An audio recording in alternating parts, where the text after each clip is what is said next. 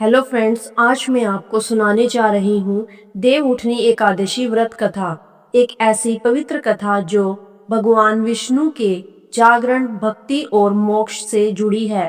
कृपया वीडियो को अंत तक जरूर सुने, क्योंकि जो व्यक्ति श्रद्धा से इस कथा को सुनता है उसे भगवान विष्णु का विशेष आशीर्वाद प्राप्त होता है। तो चलिए शुरू करते हैं देव उठनी एकादशी की पावन कथा। एक समय की बात है, एक बहुत ही धर्मप्रिय और न्यायप्रिय राजा था। उसके राज्य में सभी लोग भगवान विष्णु के भक्त थे। राज्य में धार्मिक वातावरण इतना गहरा था कि राजा से लेकर उसके नौकर चाकर, सैनिक और प्रजा सभी एकादशी का व्रत करते थे। एकादशी के दिन कोई भी अन्न नहीं खाता था। सब लोग श्रद्धा और नियम से भगवान विष्णु का पूजन करते, भजन गाते और पूरा दिन उपवास में बिताते थे। इसी भक्ति भावना के कारण राज्य में शांति और समृद्धि बनी रहती थी। एक दिन दूसरे राज्य से एक व्यक्ति उस राजा के दरबार में आया। उसने हाथ जोड़कर कहा, महाराज, मैं गरीब हूँ, कृपया करके मुझे अपने राज्य में कोई काम दे दीजिए। राजा ने उसे देखा और उसकी सच्चाई और विनम्रता से प्रभावित होकर कहा, ठीक है, मैं तुम्हें नौकरी देता हूँ, पर एक शर्त है। हमारे राज्य में हर कोई एकादशी के दिन व्रत रखता है। उस दिन अन्न नहीं खाया जाता। यदि तुम यह नियम मानो तो नौकरी तुम्हारी है। नौकरी पाने की खुशी में उस व्यक्ति ने बिना सोचे तुरंत कह दिया, महाराज, मैं यह नियम मानता हूँ। कुछ दिन बीत गए। राजा अपने कामों में व्यस्त था और वह व्यक्ति भी निष्ठा से काम करने लगा। तभी आई एकादशी। एकादशी के दिन जब पूरा राज्य व्रत में लीन था, सभी लोग फलाहार कर रहे थे। कोई भगवान विष्णु के भजन गा रहा था तो कोई कथा सुन रहा था। वह व्यक्ति भी व्रत कर रहा था, पर दोपहर होते होते उसे बहुत भूख लगने लगी। फल और पानी से उसकी भूख शांत नहीं हुई। वह बेचैन हो उठा। भूख से व्याकुल होकर वह राजा के पास पहुंचा और बोला, महाराज, कृपा करके मुझे अन्न दे दीजिए, मैं भूख से मर जाऊंगा। राजा ने गंभीर स्वर में कहा, आज एकादशी है और हमारे राज्य का नियम है कि आज अन्न नहीं खाया जाता। यदि आज तुमने अन्न खाया तो व्रत का अपमान होगा। लेकिन वह व्यक्ति हाथ जोड़कर विनती करने लगा, महाराज, मुझे क्षमा करें, पर मेरा शरीर अब यह भूख नहीं सह पा रहा। यदि मुझे अन्न नहीं मिला तो मैं प्राण त्याग दूंगा। राजा को दया आ गई। उन्होंने सोचा, यदि यह भूख से मर गया तो मेरे ऊपर पाप लगेगा। इसलिए उन्होंने कहा, ठीक है, मैं तुम्हें आटा, चावल, दाल आदि दे देता हूँ, तू जो चाहे बना ले, पर यह बात किसी को बताना मत। वह व्यक्ति राजा की आज्ञा लेकर नदी के किनारे चला गया। वहां उसने स्नान किया, फिर शुद्ध मन से भोजन पकाने लगा। भोजन तैयार होने पर उसने थाली सजाई और कहा, हे भगवान विष्णु, आज मैं पहली बार एकादशी के दिन अन्न खा रहा हूँ। यदि आप मुझे सच्चे मन से प्रेम करते हैं तो कृपया करके पधारिए। पहले आप भोजन करें, फिर मैं करूँगा। इतना कहते ही वातावरण में एक दिव्य प्रकाश फैला। चारों ओर से शंखनाद की ध्वनि गूंजने लगी और देखते ही देखते भगवान विष्णु स्वयं प्रकट हो गए। चतुर्भुज रूप में, पीतांबर वस्त्र धारण किए हुए, हाथों में शंख, चक्र, गदा लिए। वह व्यक्ति विस्मित रह गया। उसकी आंखों से आंसू झरने लगे।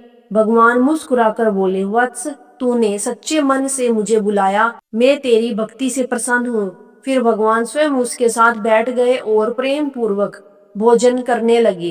दोनों ने मिलकर आनंद पूर्वक भोजन किया। भोजन समाप्त होने के बाद भगवान बोले, तेरी सच्ची श्रद्धा ने मुझे यहाँ खींच लिया है।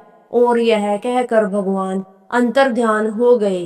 वह व्यक्ति बहुत प्रसन्न हुआ और मन में भगवान के दर्शन पाकर कृतज्ञता से भर गया। कुछ दिनों बाद फिर एकादशी आई। वह व्यक्ति राजा के पास गया और बोला, महाराज, इस बार मुझे पिछली बार से दोगुना अन्न दीजिए। राजा ने आश्चर्य से पूछा, क्यों, तू अकेला कितना खा लेगा? वह व्यक्ति बोला, महाराज, मेरे साथ भगवान विष्णु भी भोजन करते हैं। यह सुनकर राजा हैरान रह गया। उसने सोचा, यह कैसे संभव है?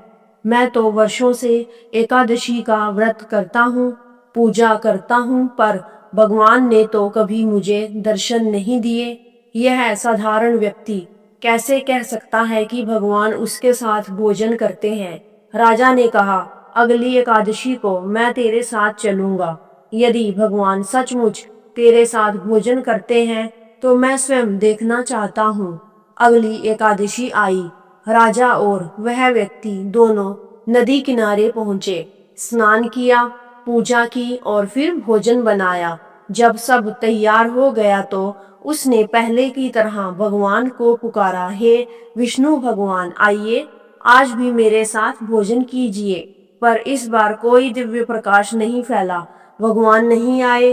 राजा मन ही मन मुस्कुराने लगा। मैं जानता था यह झूठ बोलता है। वह व्यक्ति बहुत दुखी हुआ। उसकी आंखों से आंसू बहने लगे। उसने कहा, हे प्रभु, आज यदि आप नहीं आए तो मैं अपने प्राण त्याग दूंगा। मेरे लिए जीवन का कोई अर्थ नहीं रहेगा। यह कहकर वह नदी की ओर बढ़ने लगा और जल में कूदने ही वाला था कि तभी आकाश में दिव्य प्रकाश फैल गया। शंखनाद होने लगा, फूलों की वर्षा होने लगी।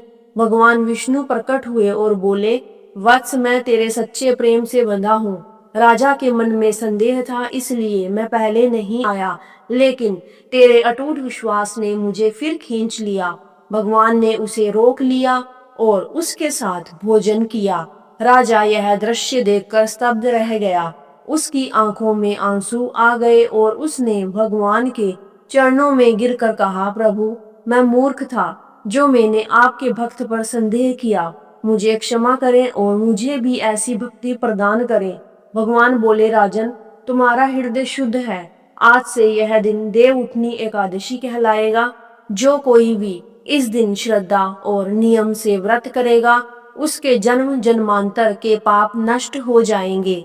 वह वैकुंठ लोक को प्राप्त करेगा और कभी दुख नहीं भोगेगा। राजा ने हाथ जोड़कर प्रणाम किया और कहा, प्रभु, मुझे अब कुछ नहीं चाहिए, बस आपकी शरण चाहिए। भगवान विष्णु मुस्कुराए और बोले, राजन, तुम्हारा समय पूर्ण हुआ है।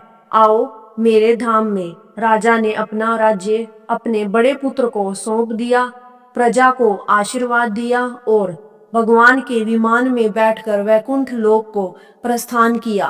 तभी से कहा जाता है कि देवउठनी एकादशी का व्रत केवल भगवान विष्णु के जागरण का पर्व नहीं, बल्कि यह सच्ची श्रद्धा, अटूट भक्ति और विश्वास का प्रतीक है।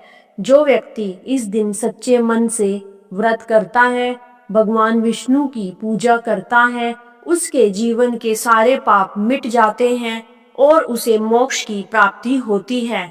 इस दिन तुलसी विवाह भी किया जाता है, क्योंकि यही वह दिन है जब भगवान 4 महीने की निद्रा से जागते हैं। भक्तगण भगवान विष्णु और माता तुलसी का विवाह कराते हैं और मान्यता है कि जो इस विवाह का साक्षी बनता है, उसे जीवन में सुख, शांति और समृद्धि की प्राप्ति होती है। इसलिए हे दर्शकों, यदि आप भी देवउठनी एकादशी का व्रत सच्चे मन से करते हैं तो समझिए भगवान विष्णु स्वयं आपके घर में विराजमान हैं।